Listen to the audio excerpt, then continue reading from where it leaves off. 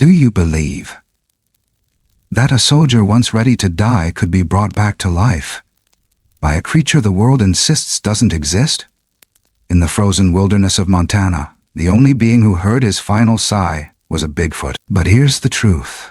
The creature feared by generations knew how to protect, how to give, how to feel gratitude. And mankind, the self-declared superior species, is the only one that hunts down compassion. Based on an original screenplay described as a hybrid between the Revenant and the Iron Giant, this isn't a monster story.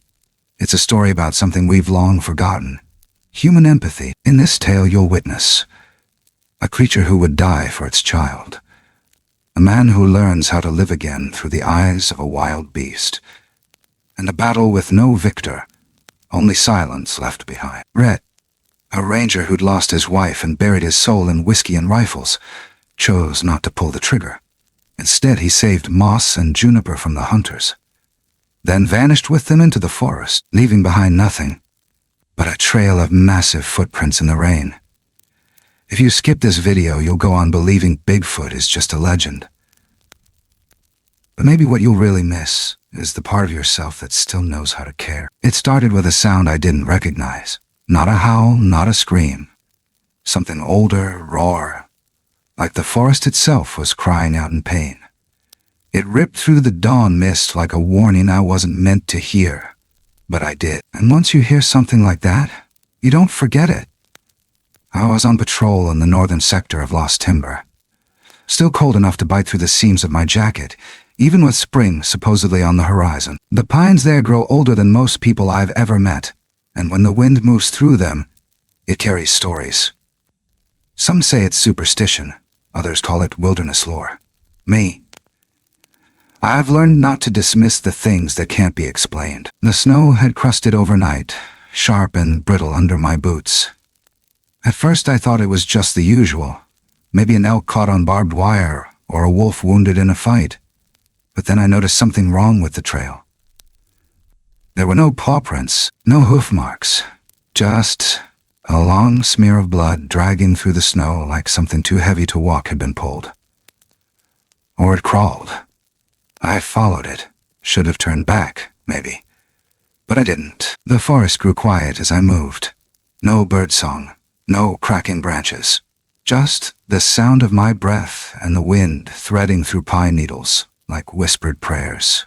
Then I saw it. At the base of a steep ravine, wrapped tight in a tangle of old rusted wire someone had left out decades ago, was a creature that didn't belong to this world. Massive, covered in dark matted hair, thick as a bison's winter coat. Its limbs were too long for a bear, shoulders too square.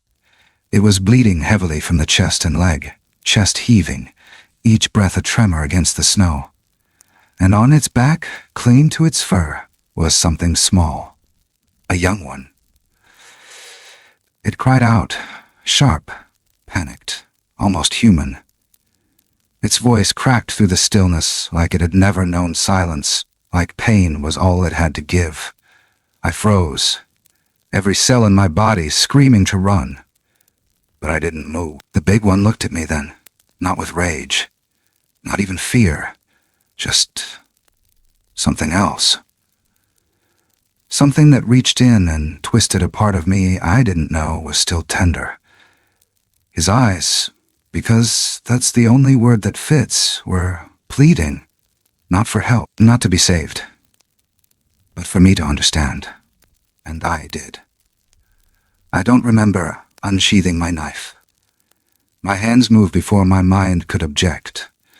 The wire had cut deep, bone deep in some places. I worked quickly, whispering to keep the young one calm, even though I knew it wouldn't understand. Or maybe it did. The blood soaked through my gloves. Steam rose off his body like heat escaping a dying fire. As I pulled the last wire loose, the big one groaned low in his throat. He didn't growl, didn't threaten. He just watched me. Then I stepped back. The two of them didn't bolt like I half expected. They vanished. I don't mean ran off. I mean, one blink they were there. Wounded, breathing, bleeding, and the next, they were part of the trees again, swallowed whole by the timber. Only then did I realize my glove was still wet. I looked down. Blood, of course.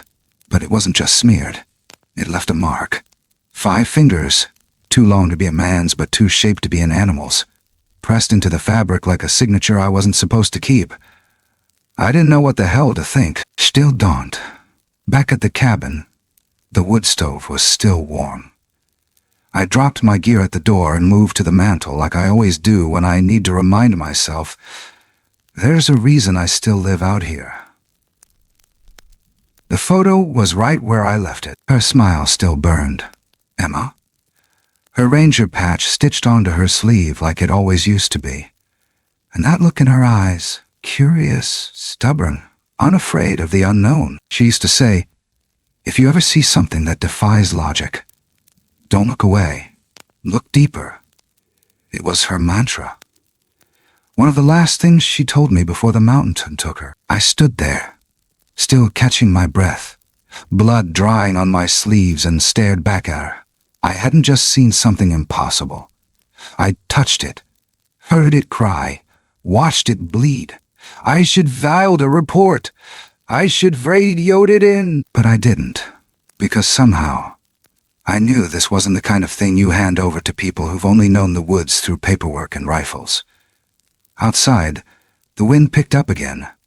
This time, it didn't sound like a warning. It sounded like a promise. Something was watching, waiting, and I wasn't alone anymore. The next few days felt like I was walking through a dream I hadn't woken up from. Every sound in the woods carried a weight it didn't before. Wind brushing pine needles sounded like breath. Snow crunching under bootsteps could have just as easily been someone, or something else. I kept telling myself it was just the cold and the solitude playing tricks. But there was something about that morning, something about the way those two vanished into the trees, that wouldn't let me go. My body had left that ravine, but some part of my mind stayed behind.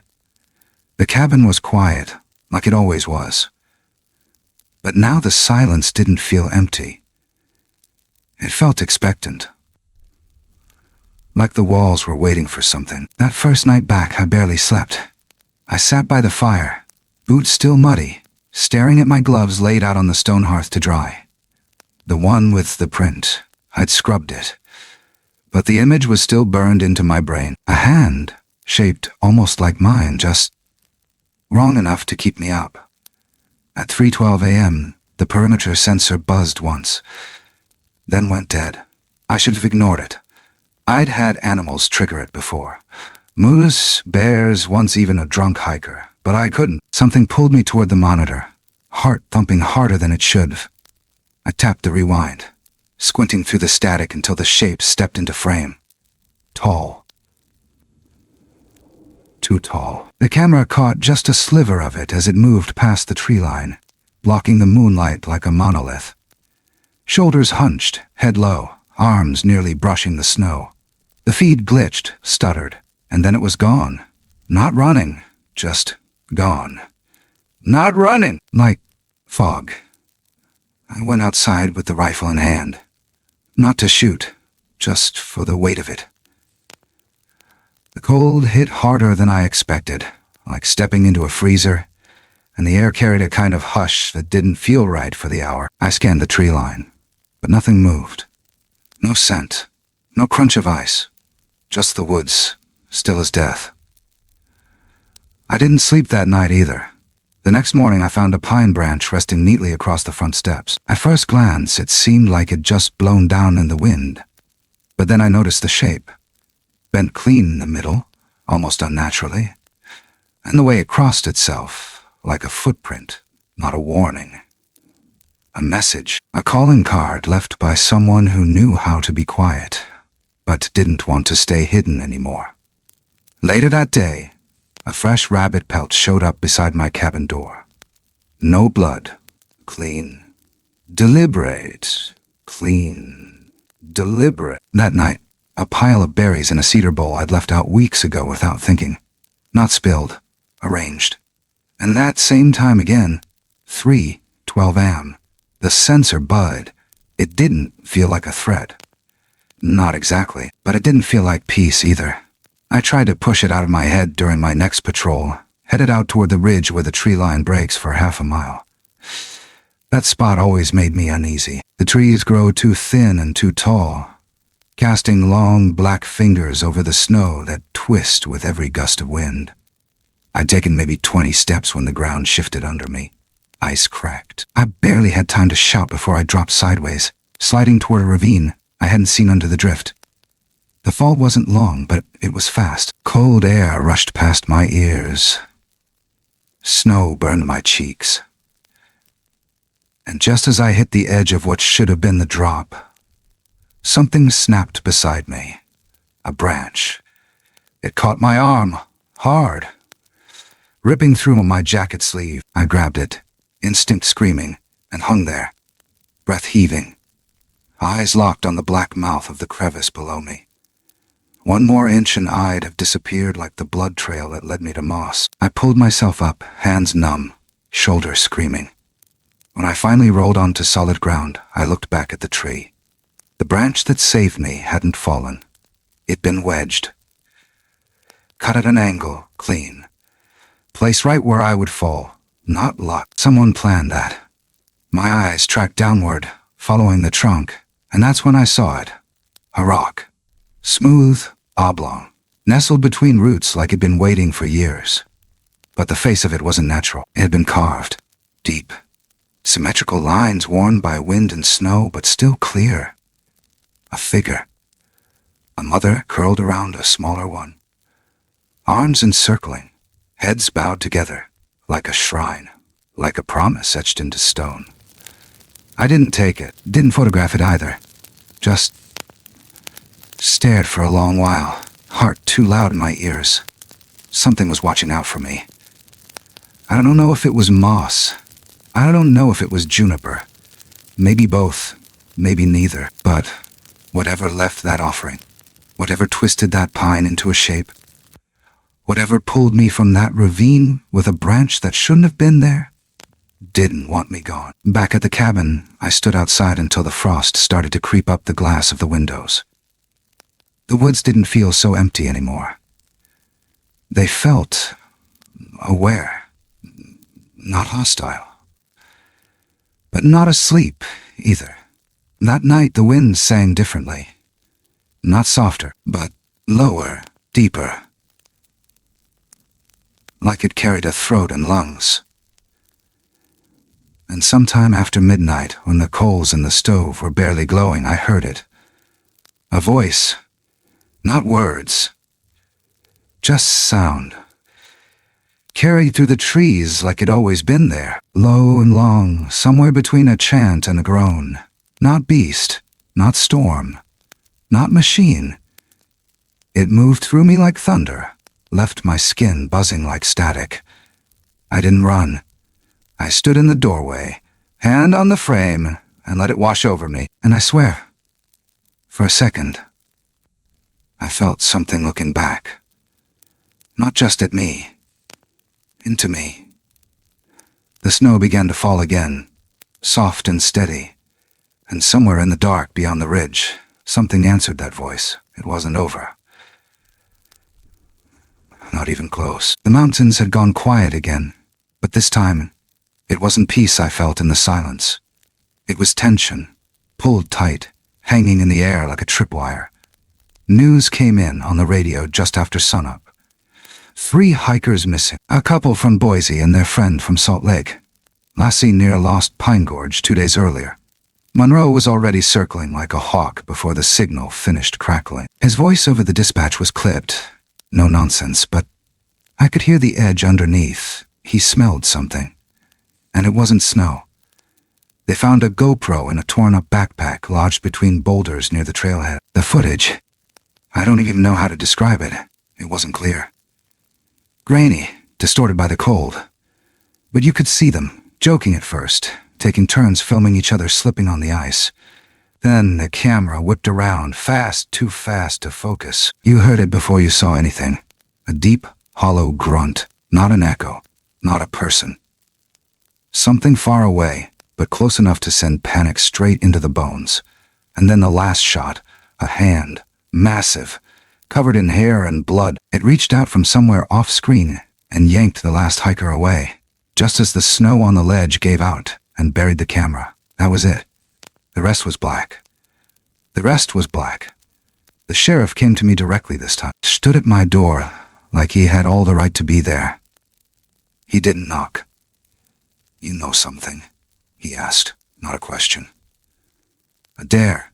I looked him in the eye and didn't flinch. If I knew where they were, I'd already be digging. He didn't buy it. I could see the suspicion running under his skin like a slow fever. He thought I was hiding something. He was right. I was. But it wasn't a crime. It was something bigger than his badge could carry. Something that didn't belong in any report. Later that day, the Forest Service showed up with an armed response team. Not locals. Outsiders, boots too clean, eyes too cold.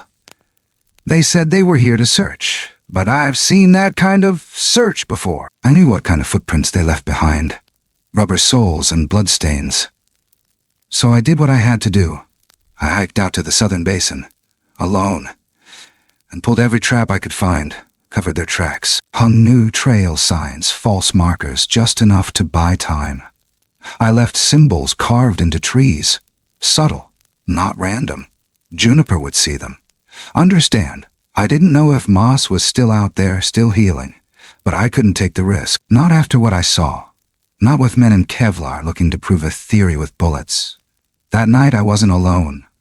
Gloria Weems showed up like a ghost out of the storm. Long red parka, snow crusted around her hood, hiking poles clipped to her belt, and that same wild-eyed look she always carried. She'd been chasing Bigfoot myths for over a decade. Most folks dismissed her. Not me. Not anymore. Not anymore. She dropped her pack like she owned the place and pulled out a Ziploc bag. Inside, tufts of coarse brown hair, thick and wiry. Not elk. Not bear. And not synthetic, she said. Eyes locked on mine. "You've seen it, haven't you?" I didn't answer. She leaned in. "You know what it is. You've touched it. Smelled it. Looked it in the eye." I stayed quiet, but something in my silence must have confirmed it. She nodded like she already knew. She always knew. She always knew. She had samples, DNA, analysis results from a private lab that showed something in between. Something ancient. Something undocumented.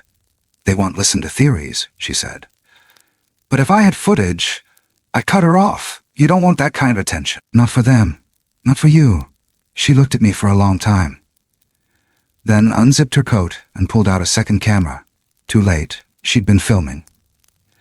She'd followed me out. Not just this trip. For weeks, she'd caught glimpses. Eyes in the dark, branches bending. A figure moving fast through the mist. But it wasn't just footage she had. It was testimony. From one of the missing hikers. They'd found him wandering miles from the gorge, frostbitten, delirious, barefoot. He was in shock, barely able to speak. But when they brought him in, he said something that made every room go still. "I wasn't taken. I was saved." That's what he said, over and over again. He said it didn't attack. It shielded him, pulled him out of the path of the avalanche. It roared, yes, but not at him. And something else, like it was warning the others, like it was calling for help. Gloria played me the clip. His voice was ragged, broken, but there was no mistaking the fear in it, or the awe. That thing, it didn't want to hurt us, he said. It looked at me, like I was something worth keeping alive. I felt the weight of those words settle in the center of my chest. Moss hadn't just survived. He'd intervened. They were smarter than we thought. Kinder. Protective. Which meant they were in even more danger. That night I walked the edge of the North Ridge, lantern swinging low by my side, and felt the woods breathe around me. I knew they were watching. I could feel Juniper's eyes more than see them. I spoke low, barely more than a breath. "I know you're scared. So am I. But I'm trying. I swear." The wind moved through the trees like an answer. Not warm. Not cruel. Just listening. Something had shifted. The stakes were no longer just about secrets. They were about survival, and the world wasn't ready to meet them. Not yet. The scream tore through the trees just after sunrise, sharp and raw and full of panic. It wasn't a coyote or a fox, and sure as hell wasn't human. It hit my chest like a punch. Too familiar, too close. I dropped everything and ran. Snow kicked up in clouds around my boots as I barreled through underbrush, lungs burning, breath fogging like steam off a fire. I knew that voice. I'd heard it once before, clinging to its father's back in a trap of blood and steel. I didn't need a map or a trail. I just followed instinct and fear. I found Juniper curled in on herself in the shallow bend of a dry creek bed, her leg caught in one of those old iron spring traps. Blood had soaked through the snow, turned the white into rust. Her body shook all over, little fists pounding the air like she could scream the pain away. Her eyes snapped toward me when I came into view, wide and terrified, but not with the kind of fear that runs. It was the kind that begged for mercy. I dropped to my knees, slid across ice-slick rock, and tried not to let my hands shake. The trap had torn through the fur and down to muscle. I don't know who the hell left it out here. It wasn't regulation, it wasn't legal. It was meant to kill something bigger. Something like her father. I pried it open with everything I had, steel groaning under my weight. The moment it snapped back, Juniper yanked her leg free, then flinched away from me like I might finish the job. I held out both hands, fingers up. "It's okay. You're okay. I'm here." Her chest heaved, breath rasping like someone who'd run too far with lungs too small. She didn't run, she didn't growl. She just looked at me, and in that look, I swear I saw something deeper than understanding. It was recognition.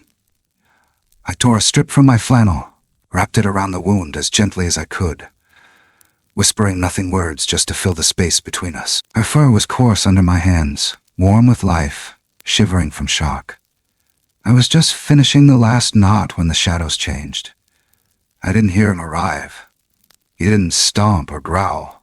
1 second, it was just me and her. The next, the air thickened. The trees leaned inward, and he was there. Moss. He stood at the edge of the clearing like he'd grown out of the forest itself. Taller than I remembered, darker in the light, his chest rising slow and deliberate. His eyes found her first, then me. His hands curled into fists at his side, not in anger. Something closer to fury restrained. He stepped forward and let out one single sound, a low, guttural rumble that silenced everything else. Birds. Wind. Wind. My own heartbeat. I thought that was it. That he'd rip me in half for touching her, for letting her get hurt. But then he did something I'll never forget. He dropped to one knee, lowered his head, touched his forehead to the snow in front of me. It wasn't submission. It was grief, pride, trust, all tangled into one impossible gesture that split me wide open. No one would believed it if they hadn't been there. But someone else was. Gloria had followed me again. I didn't hear her, but I saw her reflection in the glint of her lens, just past the trees. She was filming, hands trembling, mouth open, eyes glossy with tears. I didn't stop her. I couldn't move. Moss stayed like that for a full minute, then rose, scooped Juniper into his arms like she was made of glass, and looked back at me one last time before vanishing into the trees. Again, always the trees. I didn't follow. Instead, I spent the next hour clearing the area, smashing every trap I could find. I dragged my tent from the supply stash and followed the faint trail Moss had left until I reached a hollow in the rock, a shallow cave, just wide enough to shelter them from wind and prying eyes. I didn't go in, just set the tent, left a medical kit beside the entrance and whispered, "I'll be nearby." The wind carried back nothing. I hiked back toward my cabin just as dusk started to settle, every muscle sore, every nerve frayed. The sun was bleeding gold through the pine branches, long shadows creeping like fingers over the snow. I felt watched, but not hunted. Not anymore. When I got to the cabin, I knew something was wrong before I opened the door. It wasn't the lights. I don't leave them on. It wasn't the boots by the threshold. I didn't leave them there either. It was the stillness. The unnatural kind. The kind that waits. I opened the door slow. Sheriff Monroe stood in the middle of my living room. Coat off. Hat resting on the arm of the couch like he owned the damn place. In his hands, held low but deliberate, was my backup camera, the one I thought I'd hidden well enough behind the firewood stack, the one that held footage from my own perimeter sensor, the one that caught the shape moving through the trees at 3:12 a.m. He looked at me like I'd just betrayed my own blood. "You want to explain what the hell this is, Rhett?" His voice wasn't angry. It was something worse. Disappointment.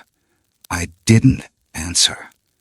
Not because I couldn't, but because I didn't know which truth to start with, the one he could accept or the one he'd never believe. He hit play, and the image flared across the screen, flickering black and white infrared. 7-foot shadow, wide shoulders, long arms, 1 step, 2 steps. Then it looked straight into the lens, into us. I saw Monroe's jaw lock. His fingers gripped the edge of the camera just a little too tight. But he didn't pause it. He watched until the frame went dark. Then he looked at me and said nothing. And in that silence, something passed between us. Not an understanding, a warning. I didn't sleep that night, because now someone else knew. And I didn't know whose side I'd be on when it came time to choose. The storm came earlier than the forecast said it would. Heavy. Thick. You could feel it building in the marrow of your bones before a single flake touched the ground. The kind of snow that doesn't just cover things. It buries them, wipes the slate clean, and in that kind of cold, even silence has teeth. By the time the sun disappeared behind the ridge, the whole north trail had vanished under a curtain of white. I hunkered down near the cave, checking the traps I'd rigged, not to catch, just to alert. I'd placed them around Moss's hideout, each with a pressure sensor linked to a crude chime system, old school but reliable. I had been bringing food, clean water, gauze. Juniper's wound was healing, but slow. Moss still moved like he was carrying weight too deep to shake. But he stayed close now. Never left her side, always watching. Then, through the wind, I heard something off. Something heavier. Too deliberate for a deer, too slow for a cat. I waited, breath held tight in my throat. And sure enough, there it was, a metal click. Not one of mine. I moved fast, slipping down the slope, snow swallowing my footsteps.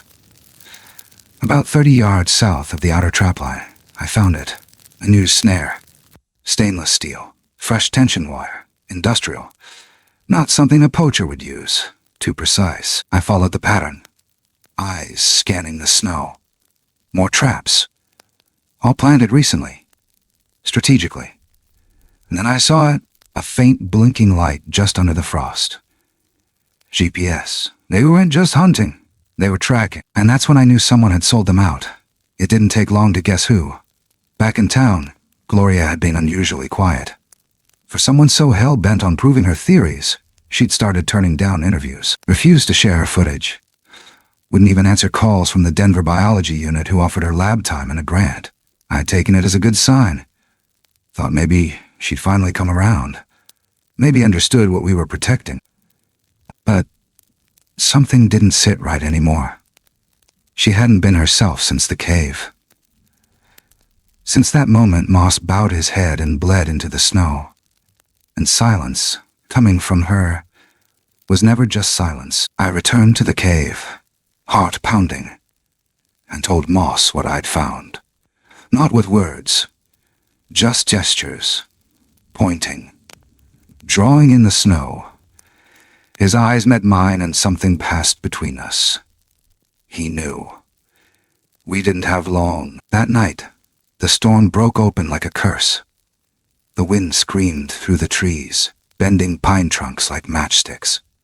I huddled by the fire in the outer tent, listening for the traps, waiting.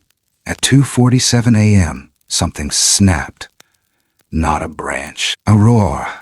Not moss, another. Deeper, angrier.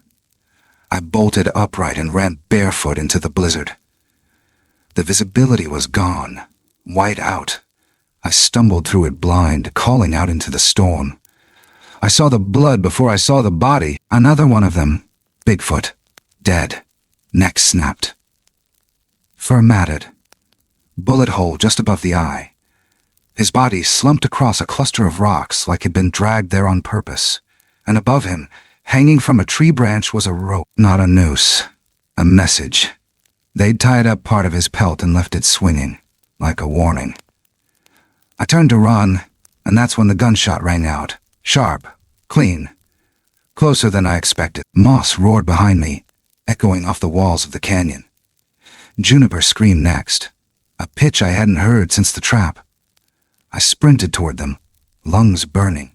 I saw the man before I saw the wound. Fergus rake, leather coat, white beard soaked through, rifle slung low like it had grown into his shoulder. He stood over Moss like he'd found a trophy in the middle of a storm. A small red bloom spread across Moss's upper arm, dark against his fur. Juniper was screaming, scrambling to get away, but the snow was too deep. Her legs still stiff. She couldn't move fast enough.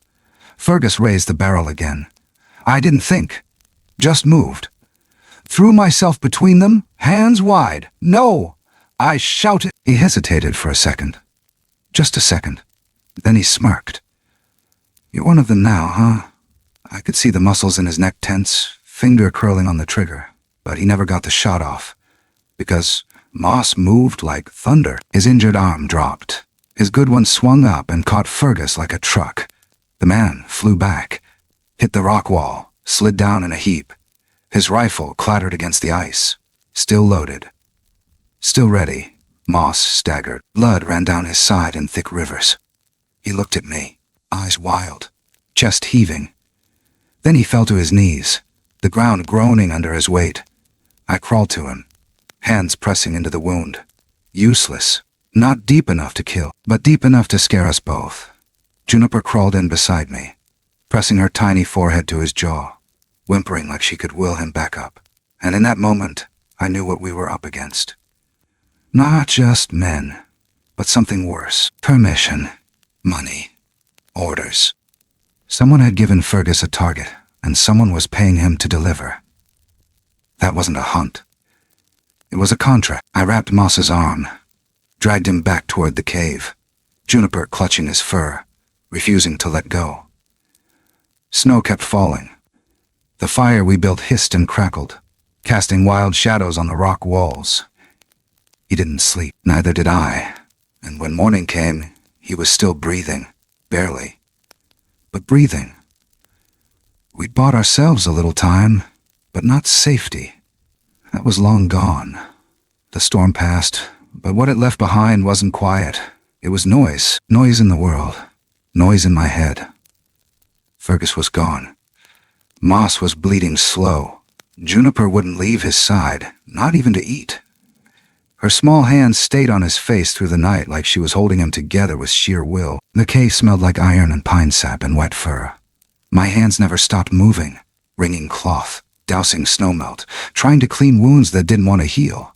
Moss never screamed, just grunted, shallow and low, like a furnace running out of fuel. Word hit the internet before noon the next day, not from some leak or report, from Gloria. It was her voice, calm and measured, narrating a shaky handheld video. Not the violence, not the blood, just the moment in the woods when Moss shielded Juniper. when he stood between a man and his gun, when he saved a life, and that image, 7 feet of fur and fury dropping to his knees to protect a child, went viral. The world didn't react the way we hoped. Some people saw beauty. Others saw a threat. Half the country called him a monster. The other half wanted to name him the last of his kind. Politicians started spinning. Podcasts lit up. Hashtags caught fire. I watched it unfold from a cracked old laptop, while moss shivered in the shadows and juniper whimpered into his chest. Sheriff Monroe showed up the next night, headlights off, footsteps slow, breath misting through the branches like smoke signals. He didn't come to arrest me. He didn't ask questions. He just handed me a weatherproof bag full of supplies and muttered, "They're coming?" You need to move him. He didn't say who. He didn't have to. I hiked through the night over ice fields and rock faces that hadn't felt boots in years. I found another cave. Smaller. Tighter. Sheltered. It used to be a wolf den. The bones were long gone.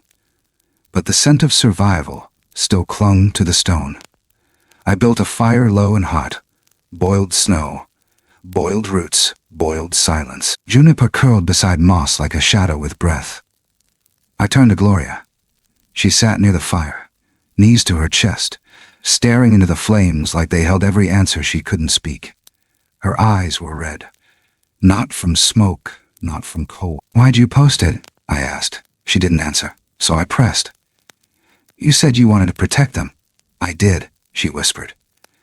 "Then why?" "I thought people would care." I didn't say what came next. She already knew.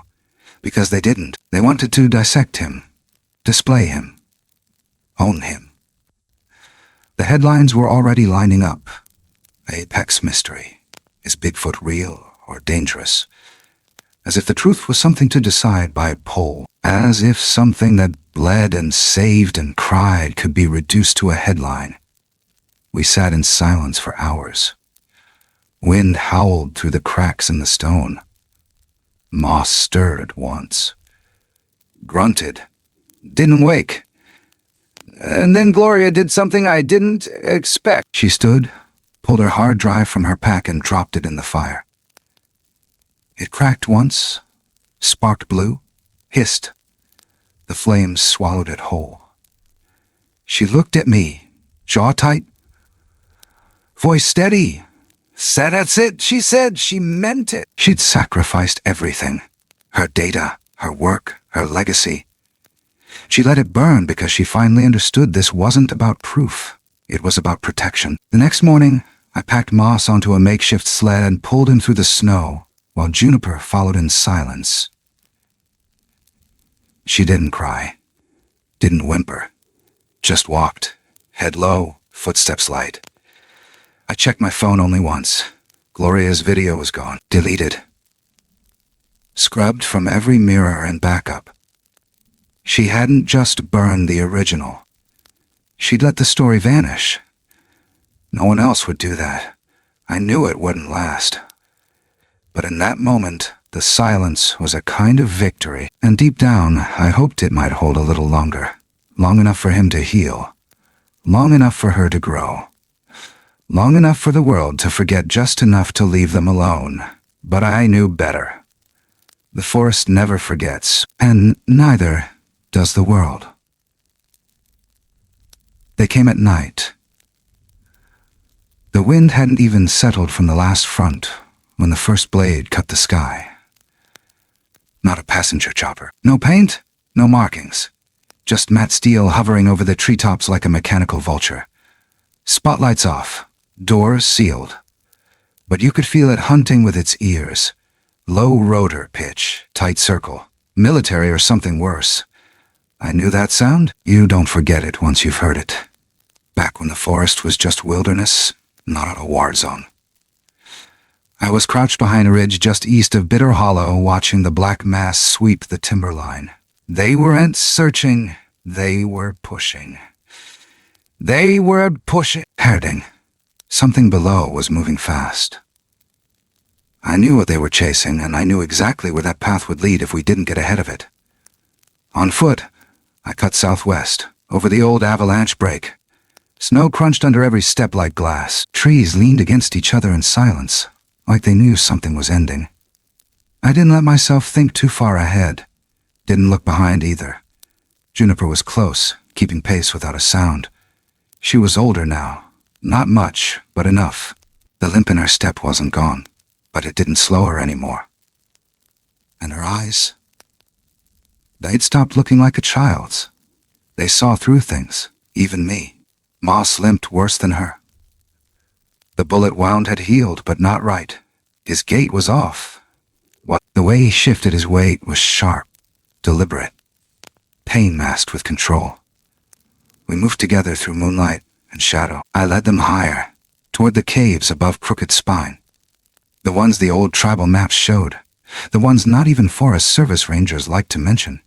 Places carved into the rock when the land still listened to prayers. We crossed the first ridge at dawn. That's when I saw them. Not just one chopper now. 2, and boots on the ground. 6 men in snow camo, rifles at the ready, not local, no insignia, no hesitation. They weren't tracking. They already knew. Someone had given them the layout, the hiding spots. Gloria. But that thought died fast when my radio crackled. Don't run. They'll trap you in the canyon. Monroe's voice, tired, raw, honest. I bought you time. Use it. That was all. Then static. I didn't stop to wonder why. Maybe he finally understood. Maybe he'd seen something I hadn't meant for him to see. Maybe he'd just had enough of watching the wrong people win. I turned back to Moss.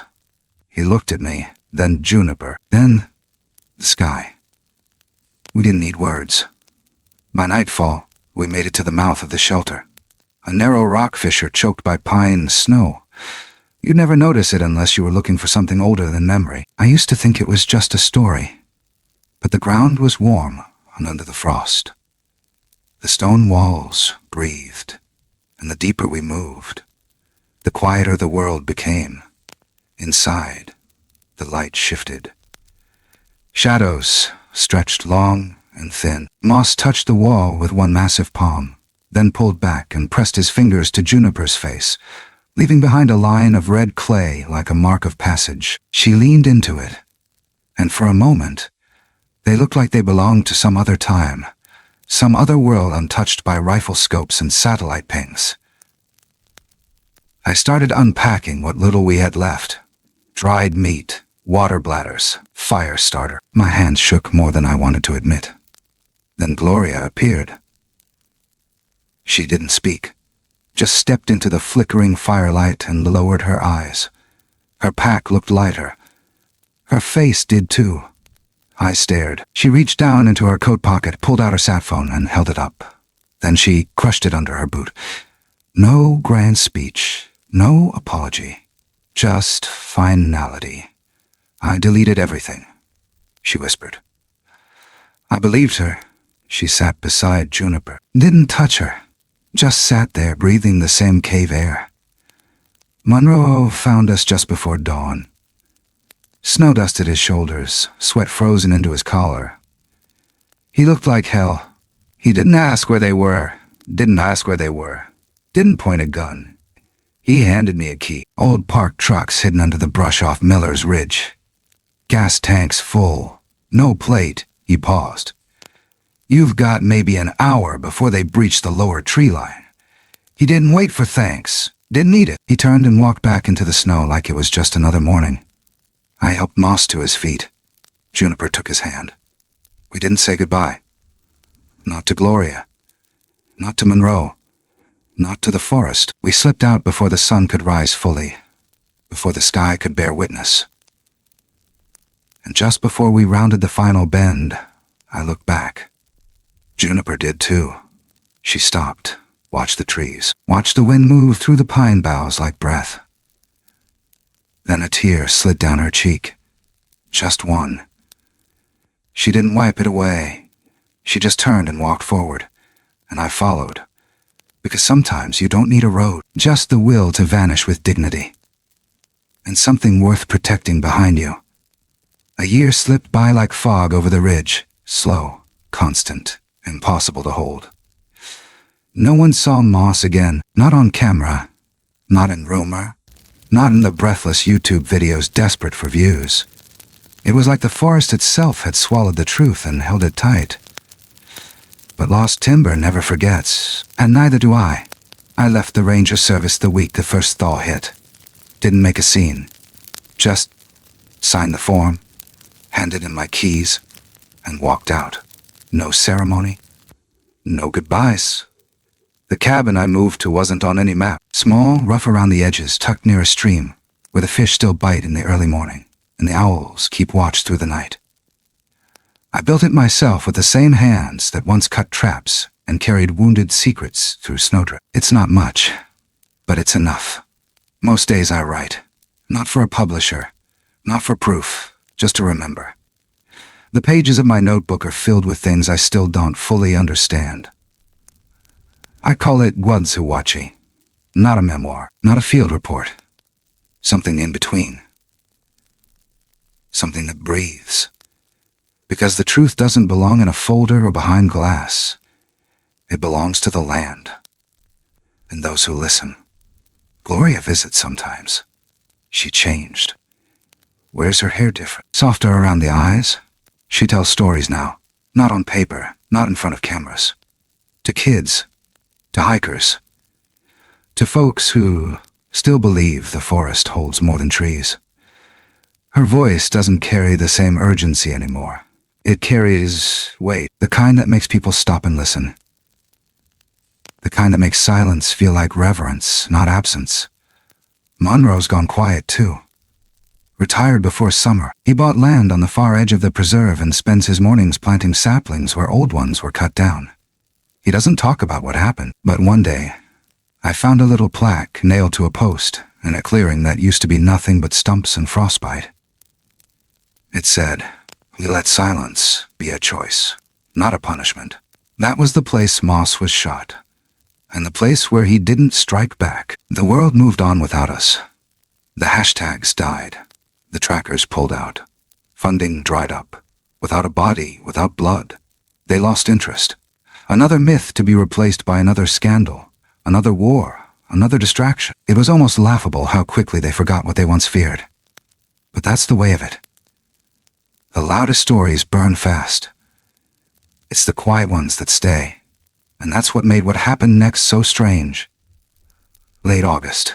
Sky bruised with dusk. The air smelled like dust and pine and the first whispers of fall.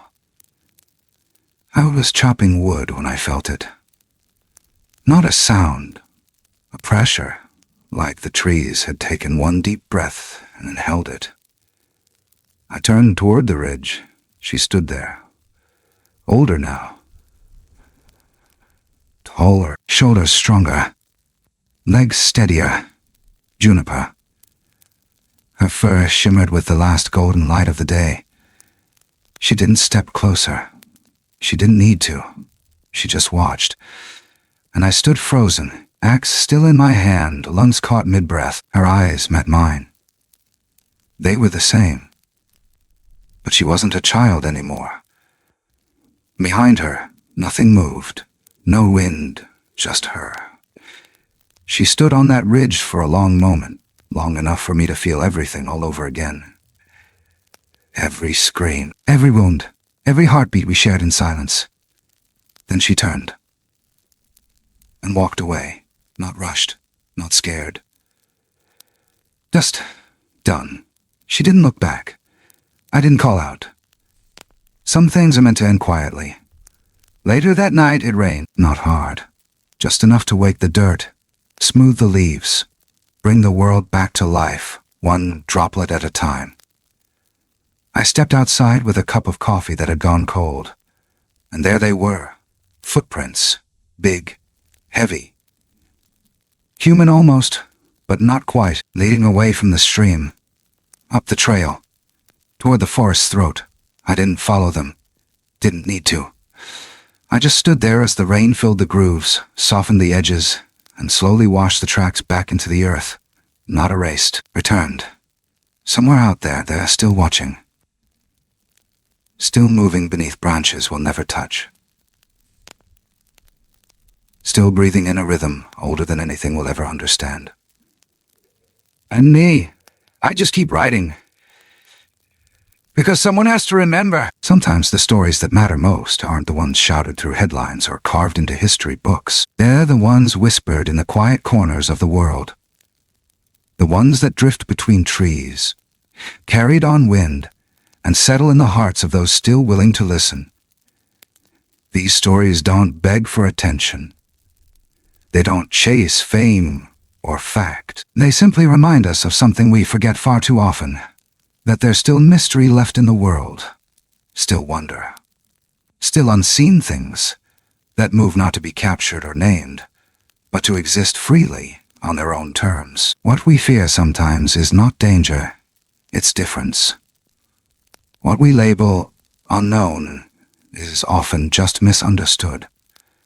And in a world that teaches us to measure worth by what can be proven or owned, it's easy to overlook the sacred in what cannot be explained, but not everything is meant to be explained. Some truths are too wild for science, too tender for spectacle. Some things, whether creature or connection, can only survive if we meet them with humility, not conquest, with respect, not control, with quiet presence instead of noise. The line between what is human and what is wild isn't always drawn with teeth and claws. Sometimes it's drawn with mercy, with empathy, with the simple act of choosing not to harm what we don't understand. And in that choice, in the restraint, in the protection, in the silence, we find the deepest kind of humanity. Maybe that's what these stories are for. Not to prove what's out there, but to remind us what's still in here. If this story moved you, if it made you pause or breathe a little deeper, I invite you to share your thoughts below. Let your voice echo in the space between ours. And if you'd like to walk with us a little farther into the unknown, consider following, subscribing, and staying close. Thank you for listening, for feeling, for remembering. Some stories never end. They just pass quietly into those willing to carry them forward.